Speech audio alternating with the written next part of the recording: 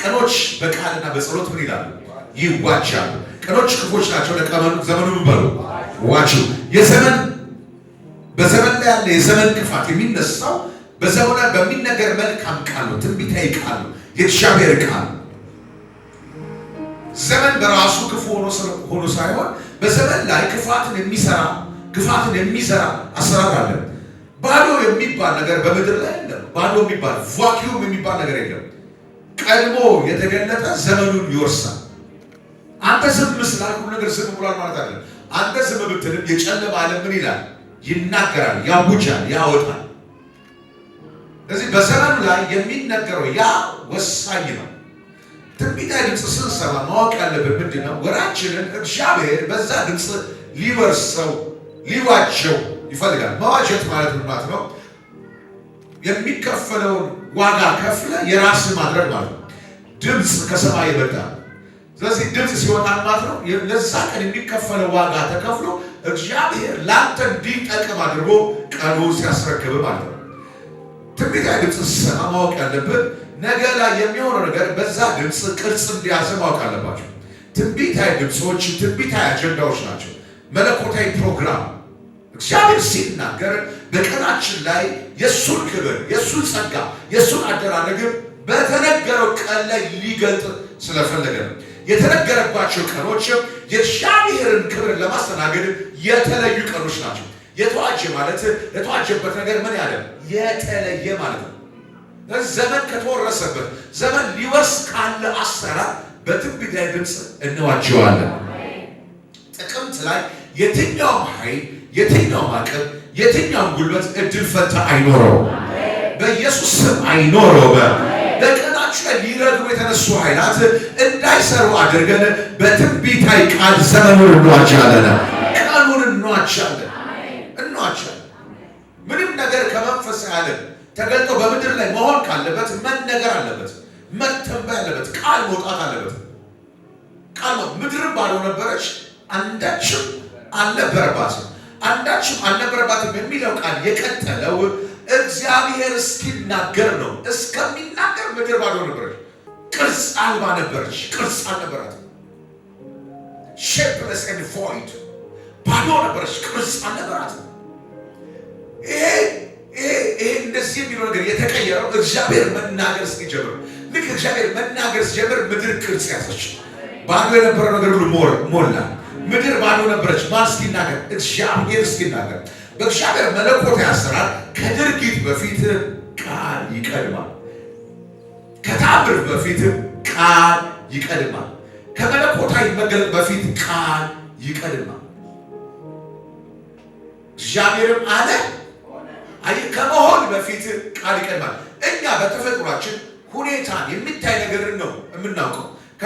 ከተወለድን ቀን ጀምሮ በሚታይ ነገር ላይ ተደግፈን ስለምንኖር እግዚአብሔር የፈጠረልን ደግሞ መግባቢያ ሁኔታ ስሜታዊ ነው። ወይም ደግሞ አምስቱ የመግባቢያ የስሜት ሕዋሳት የሚባሉት ማለት ነው የተፈጥሯዊ መግባቢያ መንገዶች ናቸው። አምስቱ ማየት፣ ማሽተት ማለት በእነዚህ ነገሮች ላይ ተደግፈን የኖሩ ሰዎች ስለሆነ እያንዳንዱ የህይወታችን ፎርማሊቲ፣ የህይወታችን ጉዞ፣ የህይወታችን ልምምድ ያለው በምናውቃቸው በእነዚህ ስሜት ሕዋሳት ወደኛ በመጣው መረጃ። ካላየኸው አታምንም፣ ካልጨበጥከው አትቀበልም። በመንፈስ ዓለም ግን የሰማኸውን ትጨብጣለህ። ጨብጠህ አይደለም የምታምነው፣ ሰምተህ ነው የምታምነው። ኢየሱስ ጌታ ነው። ለዚህ ነው ሳያዩ የሚያምኑ ብፁዓን ናቸው። አካል ነክተን እጃችንን በተቀደደው እጁ ውስጥ ከተን አይደለም ኢየሱስን ያመንነው። በመጽሐፍ ቃል የተጻፈው እሱን የኔ ነው ብለን ስንቀበል የኛ ሆኗል። ኢየሱስ ጌታ ነው። ለዚህ ትንቢታዊ ድምፅ ነገር ከመሆኑ በፊት እግዚአብሔር አስቀድሞ የሚናገረው የእሱን ሐሳብ መገለጥ ያዘው። እግዚአብሔር ከመሆኑ በፊት ይናገራል፣ ከመገለጡ በፊት ያወራል። ሁሉ ነገር በቃል ይበጃል፣ በቃል ቅርጽ ይዛል። ስለዚህ በዚህ በር ላይ የሚነገረው ቃል የወራችንን ቅርጽ ያዘ። የሚነገረው የሚሆንብን ነው። ኢየሱስ ክርስቶስ ጌታ ነው። ከምሰማው ውጭ ሌላ አይሆንብኝም። የተነገረኝን እየኖርኩ ነው፣ የተነገረኝንም እኖረዋለሁ። ለማንም እድል ፈንታ ህይወቴን አሳልፌ አልሰጥም። የትኛውም ኃይል በኔ ላይ እድል ፈንታ እንዲኖረው አልፈቅድም። እግዚአብሔር ጠላት በኔ ላይ እንዳይቀድም ስለፈለገ ድምፅ ያወጣ። የሚነገርለት ድምፅ ያለው ትውልድ የሚነገርበት ትውልድ የተባረከ ትውልድ ነው። እኛ በጨለማ ዘመን አይደለም ያለ ነው። ለምን ሲባል እግዚአብሔር እየተናገረ ነው። ድምፅ ባለበት ዘመን የብርሃን ዘመን ነው። ድምፅ የሌለበት ዘመን የጨለማ ዘመን ነው። በሳሙኤል ዘመን አይታችሁ ራእይ ብርቅ ነበር ይላል። ድምፅ የለም። ድምፅ በሌለበት ዘመን ጨለማ ይገዛል፣ ጨለማ ይነግሳል። ሃይማኖት ሊኖር ይችላል፣ ግን የህይወት ብርሃን አይቀጥልም። የህይወት ብርሃን የሚቀጥለው በብርሃን ድምፅ ነው። በኢየሱስ ስም ይሄ ጥቅምት ወር ክፉ በእናንተ ላይ አይሰለጠንም። እድል ፈንታ አይኖረውም። እኔ ላለው በተነገራችሁ እንጂ ባልተፈለጋችሁ ቦታ አትቀጥሩም። አሁን የምናገረው ትንቢት ድምፅ በገዥነት በዋናነት ይሆናል እንጂ እግዚአብሔር አምላክ በዚህ ወር የሚያደርገው ብቸኛ በረከት ይሄ ነው ማለት ግን አይደለም። በገዥነት እግዚአብሔር በዚህ ቃል መሰረት ይሰራል። ይህን ቃል ደግሞ ለመስማት እግዚአብሔር መርጦ ነው ያመጣ። በአጋጣሚ የሚሰማ ነገር የለም። እኛ አጋጣሚ አናምንም፣ መለኮት አይቀርም ምናምን። እዚህ የተገኛችሁ ሰዎች ሁሉ ይሄን ድምፅ የምትሰማው ላይቭ የምታዩ ሰዎች በሙሉ ይሄን ድምፅ በከንቱ አይደለም የሰማችሁት፣ ዝም ብላችሁ አልሰማችሁም። እግዚአብሔር እንድትሰሙ ፈልጓል። ይሄ ድምፅ በእናንተ ወር ላይ ገዢ ይሆናል። በዚህ ድምፅ ልጆቻችሁ፣ ቤታችሁ፣ ስራችሁ ይዋጃሉ። ቀናችሁ ይወረሳል። ቀናችሁ ይቀጠራል። ቀናችሁ ይባረካል። ክብር ለመንፈስ ቅዱስ ይሁን።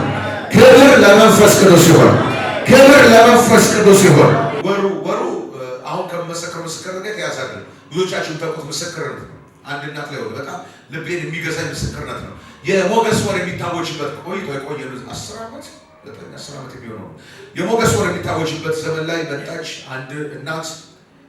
የሞገስ ዘይት ተቀባች። ቀይ ቅባት ነበር ተቀብታ ወጣች። የመጣችው ዝም ብላ ስታልፍ ነው የገባችው። ልጆች አንድ ልጅ አስላለች፣ አንድ ልጅ በእጇ ይዛለች። ጌታን መቀበሏን ሲያውቅ ባለቤቷ አባረራት፣ ከቤት አባረራት። ለዚህ አራስ ልጇን በጀርባ በግርም ሄድ ልጇን በእጇ ይዛ ነው የሞገስ ቅባት የሞገስ ድምፅ ያገኛል። ወር በሚታወጅበት ሰዓት ይሄ ወር የእናንተ የሞገስ ወር ነው ሲባል እሷ አሜን ብላ ወጣች። የምትሄድበት የለም እርዱኝም አላለችም፣ ወጣች። ለዛ ሄድ ጀመረች። እየሄደች በጥቁር አንበሳ ጀርባ በዛ ወደ ተክለ ሃይማኖት የሚወስደው መንገድ እዛ ላይ የሄደች አንድ ሙስሊም ወንድም ሙስሊም ሆኖ የሚያስታውቅ ማለት በደንብ በመኪና እያለፈ አያትና አቆምና ሰላም ይላታል። ሰላም ተባለች። የዚህ አገር ሰው ነሽ አላት። አይደለም። እንደዚህ አይነት አገር አልኖርሽም? አልኖርኩም። ወይ ቢገርም አልማኩሽ መስሎኝ ብሎ ሄደ። እየሄደ ግን አልቻለም። ተመልሶ መጣና እንደዚህ የሚባል ወንድም አለሽ? የለኝም። እንትና የምትባላት አለሽ? የለሽም። እንደዚህ ሰፈር ኖርሻል? አልኖርኩም። እንደዚህ አይነት ቦታ ሰርተሻል? አልሰራሁም። ፈጽሞ ከሚለው ውጭ ነው ሰምቶ ነው። አሁንም ጥሏት ሄደና ተመልሶ መጣ። አይ እኔ መሄድ አልቻልኩም ማለት የሆነ ቦታ አውቅሻለሁ። ሰው እኮ ቢነጋገርና ቢጨዋወት ሰው አረግ ይባል የለ ራሱን ያገኛል። እስቲ ቁጭ ብለን እንደው ፈቃደኛ ኮሽ እንዋር ግድ የለሽ እኔ ማውቅሽ መሰለኝ መሄድ ልቤም ቢያለው ሬስቶራንት ይገባሉ። የሚገርመው ከቤት ተማራ ልጆቹ አልበሉ በዛ ቀን ከሚጠባው ልጅ በስተቀር እሷን ደክሟታል። እንደው ምግብ ትበላለሽ ይበላለን። ከዛ መጠያየቅ ጀመሩ። የት ነው ሀገርሽ? የት ነው ሰፈርሽ? በምንም አይነት ሁኔታ የማይተዋወቁ ሰዎች ናቸው። በዘር በአገር በምንም አይተዋወቁ። እኔ በቅስም ሁሉ የማውቅሽ ይመስለኛል። እንዲህ የሆነ ቦታ አግኝቼሽ ነው እንደዚህ መርካቶ ሱቅ አለ። መርካቶ ሱቅ ነገር አላችሁ? የለኝም። እንደው እዛ አካባቢ ያልኖር ሰፈር አሉሽ? ምንም መንገዳችሁ በእሷ በኖሮችበት ዘመን የሚገናኝ አይደለም። በጣም በተቃራኒ መንገድ ነው የሚኖሩት። መጨረሻ ነሽ በቃ ላይ ብቻ አይደል? ለምን እንደሆነ አላውቅም። በቃ እዚህ ግን ማውቅሽ እየመሰለኝ ነው። ግን አሁን ወዴት እየሄድሽ ነበር ይላታል። የምሄድበትን አላውቅም። እንዴት የምትሄድበትን አታውቂም? አይ ባሌ ሃይማኖት በመቀየር ከቤት አባረረኝ። እንግዲህ ለሙስሊም ወንድ ነው የምትለው ብዙሃኑ ለማለት ነው፣ ሁሉም ማለት ባይሆን እንደዚህ ሲባል እሰይ ነው የሚለው። እንዴት ምን ማለት ነው? አይ ሃይማኖት ስለቀየርኩ ምን ሆንሽ ጴንጤ እና ከቤት አባረረኝ። እንዴ ለምን ያባረሽ? አላሳለሽ እንደው ምን ነው ለሚስቱ ለልጆች እንኳን ያራራ ብሎ ሰውዬው ቁጭት ውስጥ ይገባል። እና ወዴት ዝም ብዬ ነው የሚሄደው እና የምትሄጂበትን አላውቅም። ይኸውላችሁ በወራ ላይ ሞገስ ታወች ያገኛት ድምፅ መንገዷ ላይ የማውቃት ሙስሊም አሰረው። እሱ ማለት እኔ አሁን ከዛ ገባው በቃ እና ቤትሽ ነው ቤት ብከራይልሽ እሺ ትኛሽ? እሺ እላለሁ። እዛ ነሳ አብዱ አለው እዛው ቁጭ ብሎ አብዱ እባክህ እንደዚህ ያለ 3 ክፍል ቤት ያለው ቤት እንደዚህ ይሁን ሳሎን ያለው ምን ያለው ቤት ፈልግልኝ አስቸኳይ ቢሉ ከዛ ዘቁጭ ማውራት ጀመሩ። ከዛ ደወለለት ደወለለት ተገኝቷል ይላል። በቃ አሁን እከፍላለሁ እንላለን ምናምን ያሰው ይላል። ኢየሱስ ጌታ አሜን። ሰውየው ሙስሊም ነው። በሀገር በሃይማኖት በሰፈር ማይገናኝ በሞገስ ዓለም ግን ገንዘብ ያለው ኮኔክሽን ያለው ሰው የእግዚአብሔር ተልፎ አመጣ። ድምፅ እንደዛ ነው የሚያደርገው። የሚነገረው ቃል በወራች ላይ ገዢ ይሆናል። አሜን አሜን። ከዛ በቃ እዚህ ታድሪያለሽ፣ ነገ ሁሉ ነገር ቤትሽ ተስተካክሎ ትገቢያለሽ። እንደዚህ ያላት ልጆች የሚማሩበት ያንቺ ልጆች ይማራሉ። ልጆች የሚለብሱትን ያንቺ ልጆች ይለብሳሉ። ልጆች የሚበሉትን ያንቺ ልጆች ይበላሉ። ለምን አላህ ልቤን እንደያዘው ገባኝ። ለዚህ ነው ለካ ይሰማችሁ። ለዚህ ነው ለካ አላህ ልቤን ያዘው። ያ ወራይ ትንቢት እንደተባለው ሞገስ ተቀባይነት ማግኘት አይደል? በማያውቁ ሰዎች ሁሉ ፊት ተቀባይነት ማግኘት ባባ ምን እንደምትሆን አያለው ብሎ ላካት። እግዚአብሔር ግን ምን እንደምትሆን አሳየው። ቃል ካለ ተስፋ፣ ድምፅ ካለ ተስፋ። እንደዛ ነው ያችነት የተባረከችው። ልጆቿ ኢንተርናሽናል ትምህርት ቤት ገቡ። ባላ አባርማት እማያውቃት ሰው አነሳት።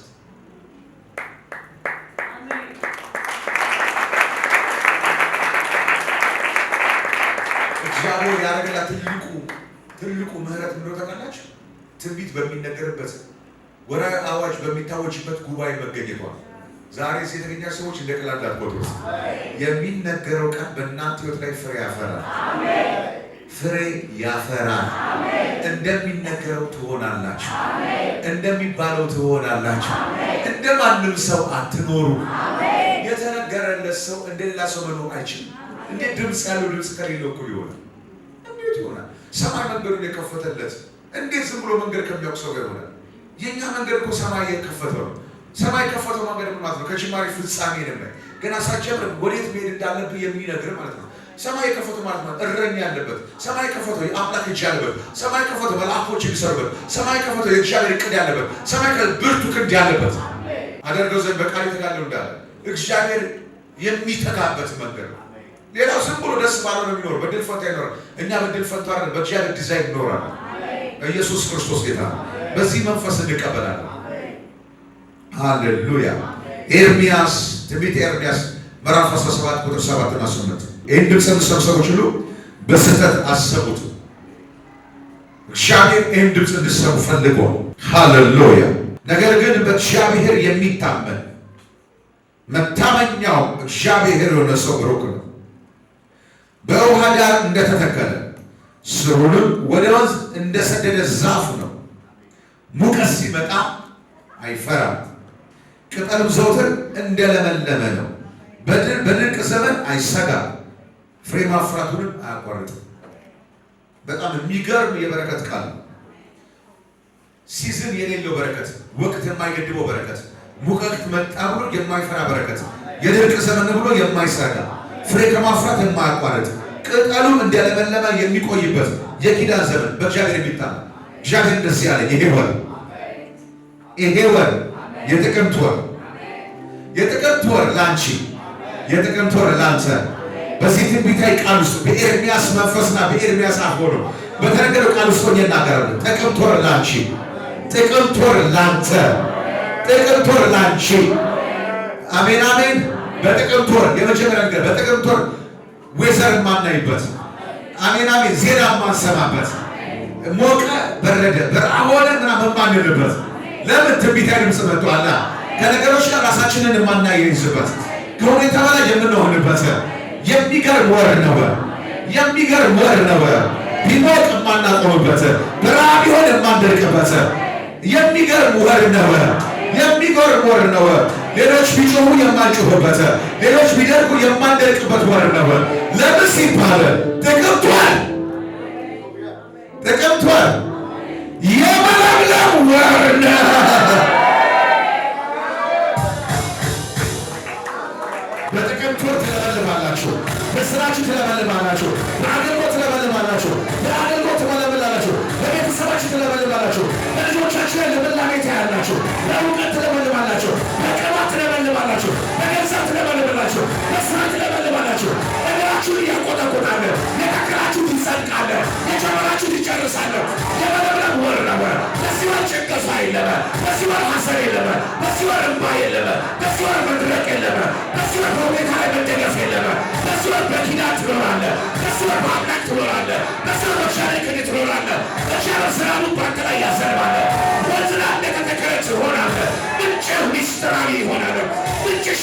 ሚስጥራዊ ይሆናል። ምንጭ ሚስጥራዊ ይሆናል። ምንጭሽ ሚስጥራዊ ይሆናል። በወንዝ ዳር እንደተተከለች ነቢይ እንደ ሚለው እንዳለ ወንዙ የለም ግን እንደተተከለ ነው። ወንዙን አያዩትም ግን ትለመልማለህ። ምንጭሽ ምን እንደሆነ አይታወቅም። በእግዚአብሔር ጸጋ ትለመልማለህ። በእግዚአብሔር ክብር ትለመልማለህ። በእግዚአብሔር ብርሃን ትለመልማለህ። ያንተ ነገር አይጨናገፍም። ያንቺ ነገር አይጨናገፍም። አለቃ አይዘው፣ ፖለቲከኛ አይዘው፣ ወታደር አይዘው፣ ኢኮኖሚ አይዘው፣ ሸረኛ አይዘው፣ አጋንንት አይዘው፣ ጠንቋይ አይዘው፣ ሟርተኛ አይዘው፣ ኢኮኖሚ አይዘው። ትለመልማለህ። ትለመልሚያለሽ። አይ ፕሮፌሳዬ፣ አይ ፕሮፌሳዬ እተነብያለሁ፣ እተነብያለሁ፣ እተነብያለሁ። በበረከት ኦርደር እተነብያለሁ። በትንቢት ፓተርን እተነብያለሁ። መለምለም ያገኛል። In the name of Jesus. I prophesy. The Christ get your question to the piano. The young man who are to the piano. I see the program of Yasuka to the piano. Let's out of the lesson. Casita the program of the operator to the piano. You never know. The Karabaru piano. Nagasukano channel. The sea Adelrosta. The sea of Riga. The sea of Sega. The Ratana Choli level the Mando. The Sacho level the Mando. The Taracho level the Mando. I prophesy. I prophesy. Jesus is going to piano. I have a divine action to the piano. I don't go to the piano. No to be to the piano. I don't go to the piano. You never live on. To get that show, you never live on. You never live on. You never live on. You never live on. You never live on. And say somebody you never live on. The church is you never live on. Yes, you never live on. Somebody you never live on. You never live on.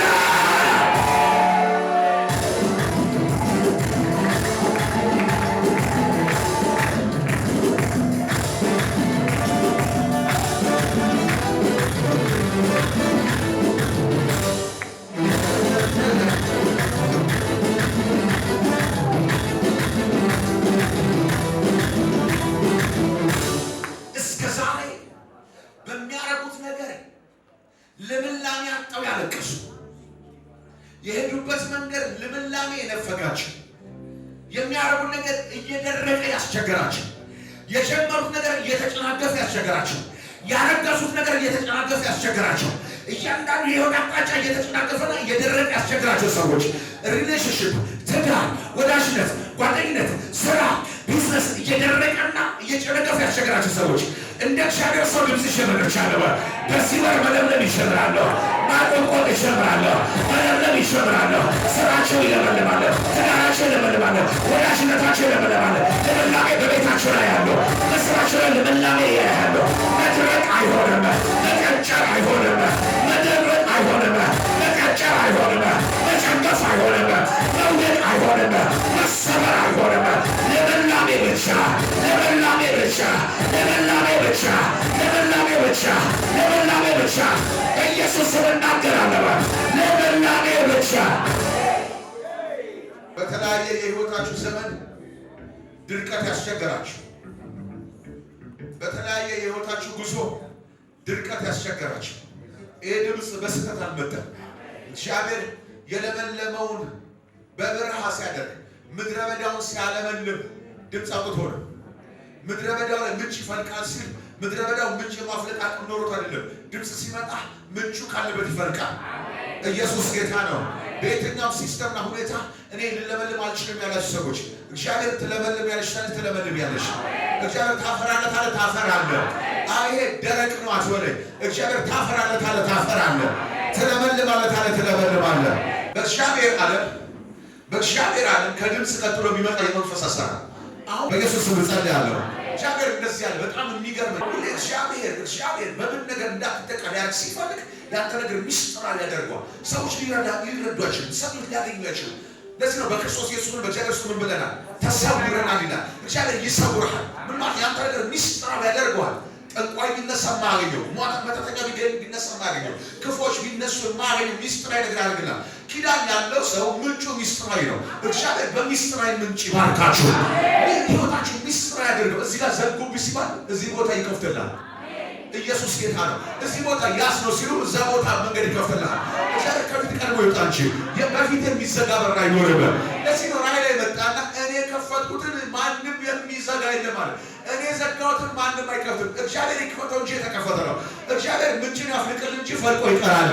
በኢየሱስም የምትለመልበት ምንጭ ያገኝሽ በኢየሱስ እኔ ባርክሻለሁ። እንደ መንፈሳዊ አባት እንደ እግዚአብሔር ሐዋርያ በትውልድ መካከል ለተጠራ ድምፅ ባርክሻለሁ። የባረኩ ሲባረክ አይቻለሁና ለምን አምላክ ነው ብዬ ነው የማወራው። በሰማይ ቆሜ እናገራለሁ። ሚስጥራዊ ምንጭ ፍለቅልሻ የሚያለመልም ነገር ያገኘሻል። የሚያለመልም ነገር ያገኘሃል። የባረኩት ከቶ ነው ይኖረው ሙቀትን እየጠበቁ ያሉ እነሱ እያዩ በጠላቶች ፊት እንደሚል በእነሱ ፊት እግዚአብሔር በልምላሜ ይነጥራል። አገልግሎት የልምላሜ ይሆናል። አንድ ነገር ከዋናው ሶርስ ተለይቶ ሲቆይ በሰዎች ላይ ሰው እንደሚያምረው አድርጎ ምን ይለዋል? ያስጌጠዋል። ሃሌሉያ። ምርጫዬ የጸናበትን ሰው አሳይ ይሰጣል። ምርጫዬ ማን እንደሆነ ያሳይ ይሰጣል። የ12ቱ ነገሮችን በትራ እያንዳንዱ ሰው አባት በትራ ነው። አሁን ከተማ ላይ እንደምንኖራለን። የትም ስትሄዱ ገጠር ስትሄዱ ክፍለ ሀገር ስትሄዱ ብዙ ሰው ምን አለ? በትር ወንዶች ምን አላቸው? በትር የማይዘማናል። በትር ምን ማለት ነው? ከዋናው ዛፍ የተለየ ከሶርሱ ከሚኖርበት የህይወት ስርዓት ምን ያለ የወጣ በትር መባል ካለበት ከአርጩሜነት የሚለየው በምንድን ነው? ደርቋል ማለት ነው።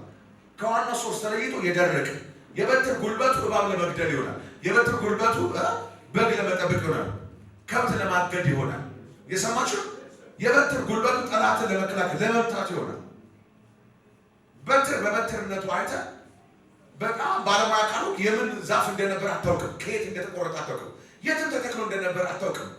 ለምን? ደርቋላ። እጅ ላይ ስራው ተቀይሯል። ማንነቱ ተቀይሯል። ትናንት ፍሬ የሚያፈራ ሊሆን ይችላል። ትናንት ቅጠል ተሸካሚ ሊሆን ይችላል። አሁን ግን ምንድን ነው? የደረቀ ማንነት ነው ያለ። ህይወት የለውም። በራሱ ህይወት የለውም። በራሱ አቅም የለውም። በራሱ ስብዕና የለውም። በያዘው ሰው እጅ ልክ ነው የሚሆን። የያዘው ሰው እንደፈለገ ያደርገዋል። በትር ስለዚህ የበትር ጉልበቱ በያዘው ሰው እጅ ላይ ለድብድብ ይጠቀምበታል። ከብት ለማገድ ይጠቀምበታል። ከዚህ እንደዚህ አለ። ከእያንዳንዱ የእስራኤል አባቶች እጅ በትርን ትወስዳለህ። ይዘህ ትሄድና በታቦቱ ፊት የእግዚአብሔር ክብር ባለበት በዛ ታስቀምጠዋለህ። እኔ የመረጡት ሰው በትሩ ይለመልማል። አሁን ይህ ነገር ስትሰማው ራሱ ያገራገባል። አይ በትሩ ይለመልማል። ምርጫ ያለበ ሰው በትሩ ይለመልማል ሲል ምን ማለት ነው? ይድረቅ እንጂ እኔ ጋር ገብቶ ተናግሬበት የማይለመልም የለም። እዚህ ላይ ዛሬ የማይለመልም የለም። በቃ ጊዜ አልፎበታል። ደረቀዋል። ከዚህ በኋላ አይለመልምም። በቃ የኔ ነገር እኮ የመጨረሻ ነው። በእድሜ በጊዜ በምን እንኳን በምን ስሜት ነው ሊለመልም አይችልም የምትሉ ሰዎች እኔ እናገራለሁ በኢየሱስም ልምላሜ ይሆናል።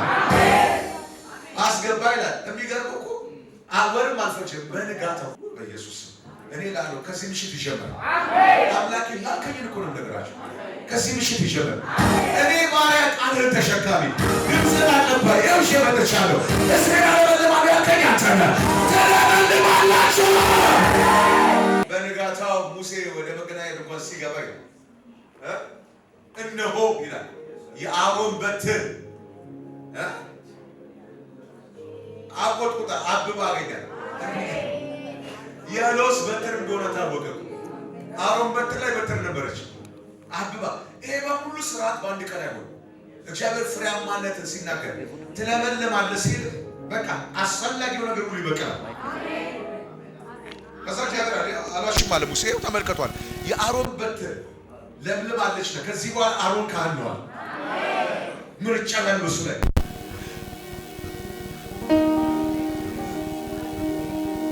በአንድ አዳር ሰው ለምልሞ እኔ እላለሁ 30 ዓመት የጠበቀው ነገር በዚህ ዓመት፣ በዚህ ወር፣ በዚህ ሳምንት፣ በዚህ አዳር ለምልሞልህ ይንጋ።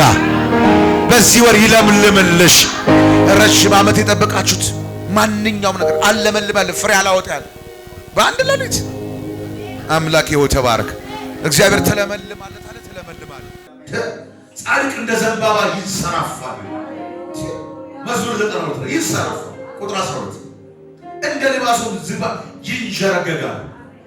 የጥቅምት መጨረሻ ጥቅምት 30 ያንተ ነገር እንደዚህ ተንዠረገገ ይባላል።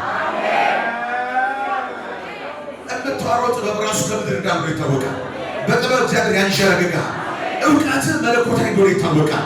አደራረግ የእግዚአብሔር እጅ እንዳለበት ያስታውቃል። የምትሄድበት መንገድ ሁሉ የእግዚአብሔር እጅ እንዳለበት ያስታውቃል።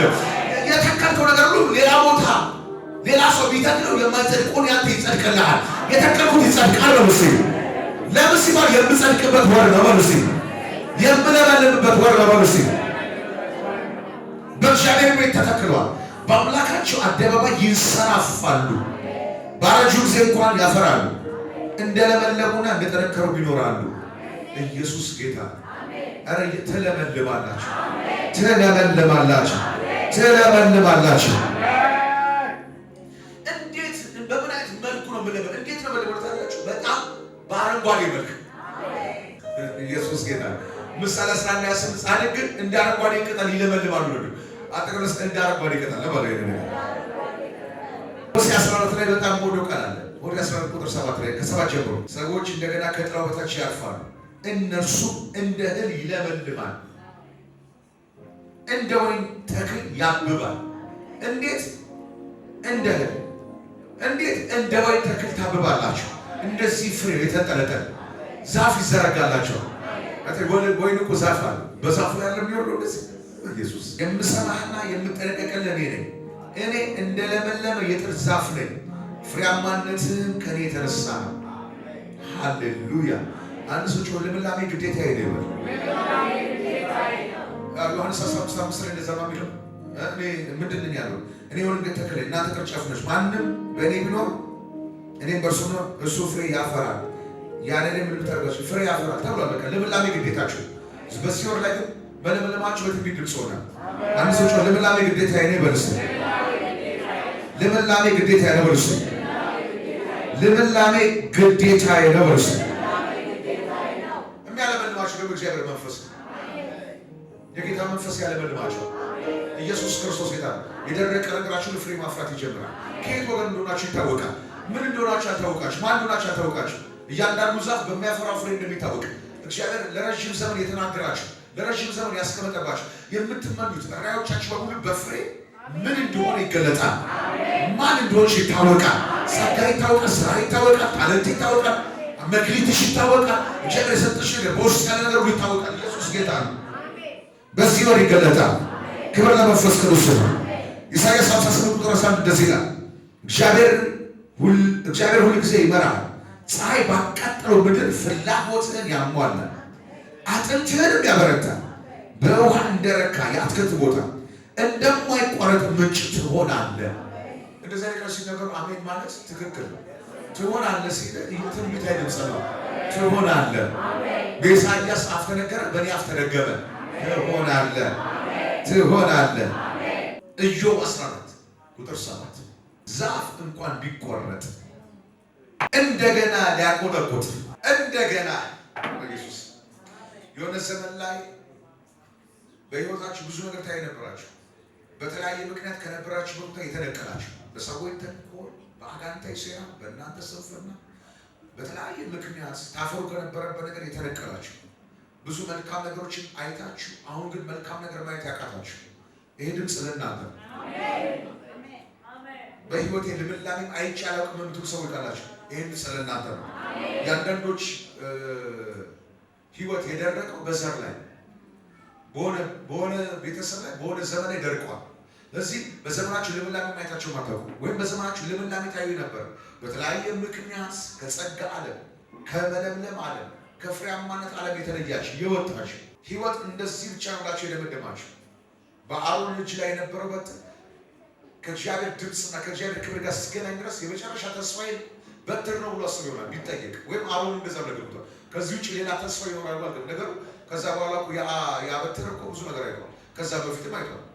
እግዚአብሔር ድምፅ ያመጣበት በትር እባብም ይሆናል። ሰማችሁ? እጅ ላይ በጣሉ አይደለ? በትር እኮ ነው ሕያው ሆነ። በእግዚአብሔር ዓለም የደረቀው ነገር ይለመልማል፣ ይነቃነቃል። በኢየሱስ ስም እግዚአብሔር የደረቀው ነገር ያነቃንቅላችሁ። ተስፋ ይቆርጣችሁ። በእግዚአብሔር ዓለም ተስፋ አይቆርጥም። በቃ ከዚህ በኋላ በምን አይነት መልኩ ነው እኔ እንደገና ምን ነሳው ይሄ ህይወቴ እንዴት ነው የሚቀየረው የምትሉ ወይም እንደዚህ የምትሉ ሰው ያላችሁ በምን አይነት መልኩ እንደገና ፍሬያማነት ሊጀምር ይችላል? በእግዚአብሔር መልኩ በራሱ ደረቀ ነው። በራሱ ብቃት የለው። በራሱ አቅም የለው። በራሱ ጉልበት የለው። በእግዚአብሔር ግን ጉልበት አለው። በእግዚአብሔር ግን ከእንደገና ይነሳል። ይነሳል። ይነሳል። አንድ ሰው ዛሬ ይለመልማል። ይለመልማል። ይለመልማል። በተለይ ትናንትና ላይ የሆነ ነገር ታውቆ ነበር። አሁን መንፈሳዊ ሕይወታችሁ የወረደ በስራ በገንዘብ በወዳጅነት ሁሉ ነገራችሁ የወረደባችሁ ከላይ ገባችሁ። እኔ እግዚአብሔር ባሪያን ይናገራል። ታዝዤ መጥቻለሁ፣ ድምፅዤ መጥቻለሁ። ትለመልማላችሁ፣ ከእንደገና ማቆቆት ትጀምራላችሁ። አሜን አሜን። ሳሙኤል እኮ አስበኝ ሲለው ትናንትና ጸጋው ይገለጥበት የነበረው ስፍራ እንዳቆጠቆጠ ጸጋ ከእንደገና ይበቅላል። ጸጉር ከእንደገና ይበቅላል። ቅባት ከእንደገና ይበቅላል። የጸሎት ከእንደገና ይበቅላል። የቃል ከእንደገና ይበቅላል። የቅድስና ዛሬ ከእንደገና ይበቅላል። የትንቢት ሕይወት፣ የጸጋ ሕይወት፣ የተአምር ሕይወት ከእንደገና ይበቅላል። ይበቅላል። ይበቅላል በኢየሱስ ስም። ይበቅላል በኢየሱስ ስም። ይበቅላል በኢየሱስ ስም። ይበቅላል በኢየሱስ ስም። ከጸጋ ላይ ወጣችሁ፣ ከቅባት ጎደላችሁ። አይኑ ወጣ ግን ከእንደገና አስበጋ ጸጉሩ ማቆጥቆጥ ጀመረ። ሲያቆጠቆጥ ኃይሉ ተመለሰ። በቁም ከገደል በሞት የገደለ በለጠ። ለምን ሲባል አቆጠቆጣ። በኢየሱስ በሽንፈት ዘመን ላይ ያለቀሰ ትናንትና ከነበርክበት ዛሬ በመታደል ዘመን በማቆጥቆጥ ዘመን የድል ሕይወት ይሆንልሃል። ትናንት ያላየሽው ማየት ይሆንልሻል። በጌታ በኢየሱስ ይሆንልሻል። ዛፍ እንኳ ቢቆረጥ እንደገና ሊያቆጠቁጥ አዳዲስ ቅርንጫፍ ሊያበቃ ተስፋ ተቆጣል። ስሩ በምድር ውስጥ ቢያረጅ ጉቶ በመሬት ውስጥ ቢበሰብስ የውሃ ሽታ ባገኘ ጊዜ ያቆጠቁጣል። እንደተተከለ ችግኝ ቅርንጫፍ ያወጣል። ዛሬ የውሃ ሽታ መጥቷል። የውሃ ሽታ ባገኘ ጊዜ ያቆጠቁጣል። እንደተተከለ ችግኝ ቅርንጫፍ ያወጣል። ቅርንጫፍ በቃ የሆነ ነገር ሲወጣ ታያለህ። ከእንደገና ስታበቂ ታያለሽ። ከእንደገና ስትነሳ ታያለህ።